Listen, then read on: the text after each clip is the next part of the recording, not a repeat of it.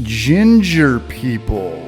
Okay. Or redheads, or as I like to call them, orange heads, because their hair, in fact, is orange. These people have been discriminated against since the beginning of mankind, but I don't have any room for that hate in my life. So today we're going to create a concoction to spread orange head awareness. Life is just too short to have any hate in your heart, and there's plenty of orange heads in my life that I consider friends. And by plenty, I mean one. One is plenty.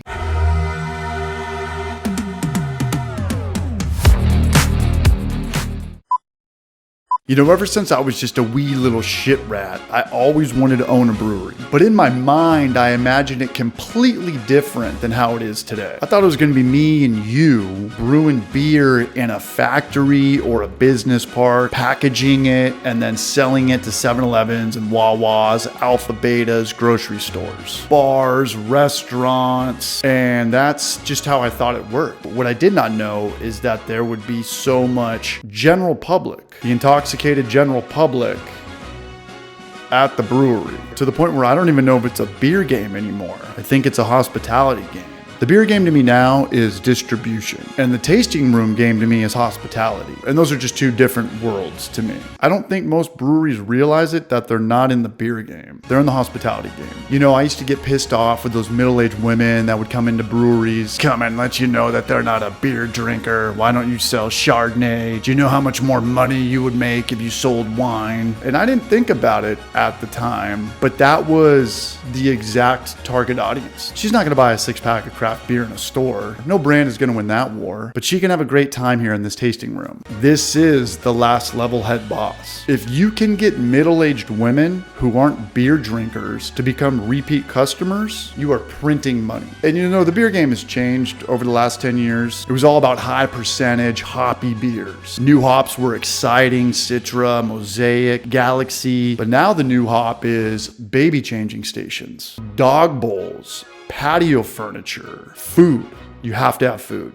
And the food's got to be good. People want clean establishments. People want to see that well-oiled machine. Great service, clean bathrooms, trivia on Mondays, bingo on Tuesdays, live music on Thursdays. Still waiting for a brewery to start promoting a chess night. There's a chess night. I'd be there every week. I play online. It's not the same. Big screen TVs with sports going. People at big stages. They're promoting shows, booking big acts. You can walk into a place without drinking the beer now, and you can know whether this is the spot or this isn't the spot. People are like, what happened to craft beer? It has changed every single year. 10 years ago, you just needed to be open.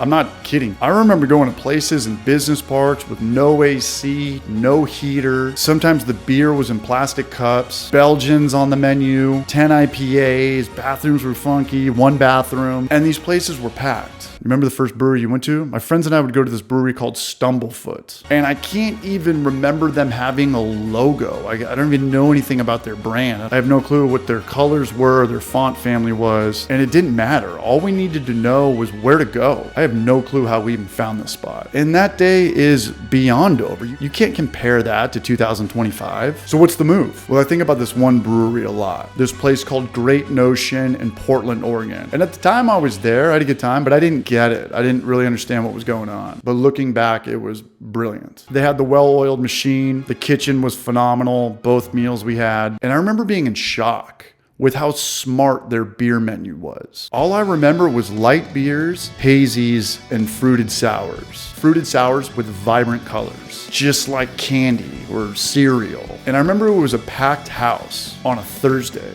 day. And I remember there was a ton of girls there drinking these fruited sours. And the craziest part about this story, this B-roll right now, this is from 2018. This is 7 or 8 years ago. It's 2025. What are breweries doing now? Adding kitchens, doing light beers, obviously hazies, and the heavily fruited sours. So now where's Great Notion in 2025? Well, they have a monster reach on social media. I mean, you could probably collab with, Hershey's or Ray-Ban sunglasses at that point. They've got 6 tasting rooms within Oregon, California, and Washington. But most importantly, I hear about Great Notion here in Knoxville, and I hear about it from girls. And if there's a better tasting room than Great Notion, put it on my radar. I'm there. I love this brand. I don't know or care if they have beer awards. This whole best beer thing is kind of ridiculous to me at this point. Everybody thinks that they have the best beer. As far as breweries recommended to me now, I kind of only listen to girls. If a girl says, hey, check out this brewery, it's going to be rad. When I listen to beer people or brewers on what places to check out, doesn't always work. Hey, if you're in this town, check out this place. They've got great lagers and West Coast IPAs. I tried to check out that brand, but they went out of business last week. And the other brewery that was recommended had 4 people in there on a Friday night. Does it really matter how good your beer is if you have 4 people in your establishment on a Friday night? And on the other side of that, I've been to breweries where the IPAs tasted like cabbage, the lagers looked like pond water, and they couldn't have been making more money. Line out the door, half the people in there are girls, everyone's wearing the merch. Everybody you look at is smiling and having an absolute blast. So I don't know. I just don't know. The good and bad beer thing, don't ask me. I don't know. I want to find out breweries I could bring my mom and my sister to, and they're going to have a good time. It's just like a high school party. The hot girls show up, and everybody else is going to show up. So today we're going to make something. We're going to try to make something to get these girls in here. Spread some orange head awareness. And if you're confused on how to take out the trash or change remote control batteries or figuring out how to buy stuff off Amazon or maybe wire some electricity that isn't up to code, then check out my other channel, DIY City, for your #1 stop shop in DIY tutorials. Now back to our regularly scheduled program. All rise, we are so back in the kitchen today, and we got some new toys. I got a kit that's speaking my language these days. 1 gallon kit from Clawhammer Supplies. Comes with a marshmallow stout recipe. We're gonna save that one for a rainy day, but I will provide the link in the bio for this kit. We gotta focus on the orange. And we're gonna be bottling. It's been a minute. 1 gallon fermenters speak my language these days. I've also got a mead video coming up with my Barrage Golden Hive, so get mentally prepared for that video soon. The Brew Show and I have talked about this ginger beer concoction for some time. Pretty sure this video was supposed to be out in February. What is it today? April 16th. This is maybe our 4th or 5th collaboration. Always a blast putting together some content with the Barrage. He's going to be doing a more traditional beer with grain, I think, and you can watch us talk about our concoctions live tonight on the Hoppy Hour. I've got some adjuncts today. I'm also going to be making some creamsicle vibrations today. I haven't done a creamsicle beer in a minute. I haven't done anything in a minute, and I'm obsessed with the flavor, so today we're gonna roll the dice. But what makes today special is I have the turbo yeast, and I got a lot of it. And I'm still suffering from some PTSD when I tried to make a PB&J social sparkler. I did not have turbo yeast then, but the word around the campfire is that this is the move to ferment cane sugar, and this has got everything in it. Gotta figure out the situation. Don't know what's going on, but gonna do a 1/2 gallon of water with 2 pounds of cane sugar. Stir it up, let it dissolve. We don't need to bring it to a boil, just stir it up, yada, yada, yada, then cool it down, DIY cool down so we can get a correct reading, and I got 1084. So I got a ton of sugar. This is going to be boozy, but I don't want this. I mean, we're gonna cut it in half. So just you wait. So the turbo yeast, my friends, is amazing. It works instantly, pretty close to instantly. It was super fast. It was a lot of fun to watch. I've never had so much fun in my life watching this. I don't like waiting, so this is the move. When fermentation chills out, we're going to stabilize the yeast, which means murder the yeast so I can add my flavors, so it doesn't take the sugar I'm putting into it and ferment that out too. FG was like 1004, 3-to-1 ratio with sorbate to PMB. Big shout out to the soul of Knoxville for that one. This is the fun part. I got ginger paste over ginger root. We got marshmallows. I ran out of cane sugar though, and we're gonna go with brown sugar for this one on the right. That's why it looks this way. And we're just raw dogging it. We're just having some fun in the kitchen. The turbo yeast taste is gnarly. You really gotta knock it out. I'm down to take any advice I can get with the turbo yeast because I'm gonna keep going with it. I really like the food coloring. It's very vibrant. Color is an enormous factor. We gotta get the Nurse Ratchets in here, just like Fruit Loops, just like Skittles. The bottom line is that I'm making a potent batch of booze, and I want to dilute it with flavors that I love. And I feel like I'm always boring everybody to death, so we will talk about this more on the stream tonight, but I want to talk a little bit more about the decline of craft beer. All right, so what's my take on saving craft beer? Figure out how to get more girls in.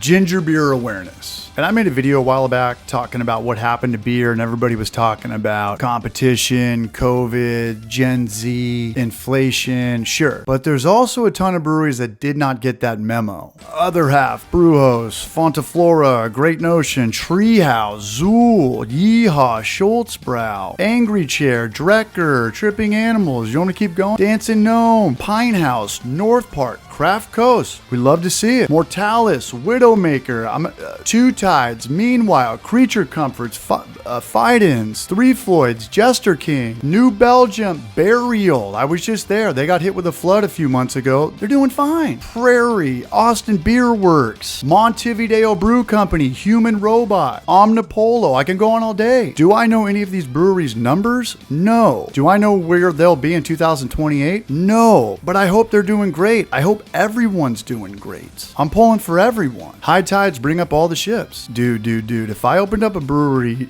10 years ago, a dude who's never had one job promotion in his life, and now I own a brewery, my God, everyone's drinking for free. The drawer would be off every night. I'd be talking shit about everybody more successful than me. The place would be a mess. I'm thinking my beer alone would sell itself. The numbers would always be off. And that would just be the tip of the iceberg. And the worst part about all of this is I would have blamed everything and everyone except for myself. As much as I thought it was for me, it never was.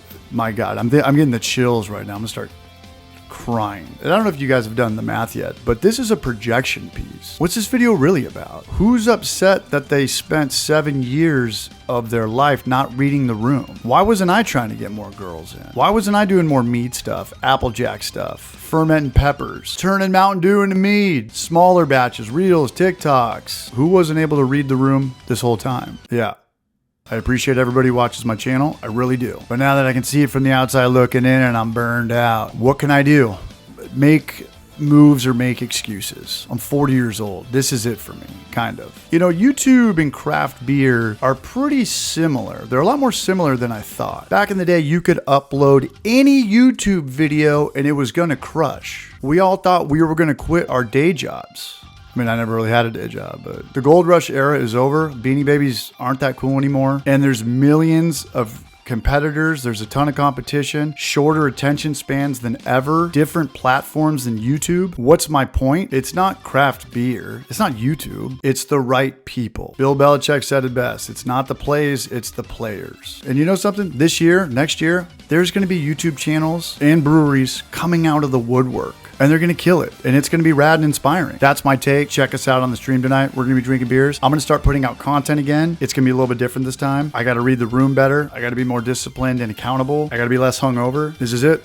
It's just me and the man in the mirror at this point. But I'm excited. Talking to the guys last week. We're going to start cooking again. Join us tonight. The barrage is back.